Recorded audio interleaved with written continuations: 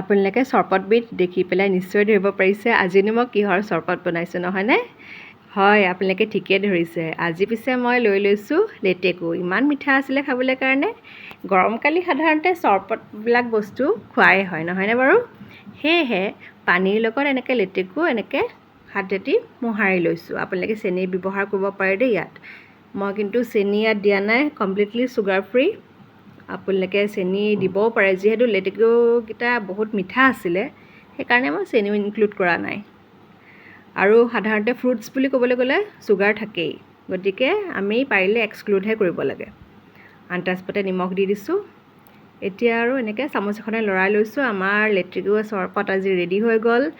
গৰমকালি খাব পৰাকৈ আপোনালোকেও এনেকৈ বনাই ল'ব। মোৰ যদি ৰেচিপিজবিলাক ভিডিঅ'জবিলাক যদি ভাল লাগিছে কমেণ্ট ছেকশ্যনত জনাব। সদায় নতুন নতুন ৰেচিপিজ নতুন নতুন ভিডিঅ' চাই থাকিব, আপোনালোকে তেনেকৈ চাই থাকিব বুলি মই আশা ৰাখিলোঁ। ইমান সুন্দৰ লাগিছে। গাৰ্নিচিঙৰ কাৰণে মই লেটেকু ব্যৱহাৰ কৰিছোঁ। আৰু এতিয়া মোৰ ৰেডি হৈ গ'ল, খোৱাহে কথা।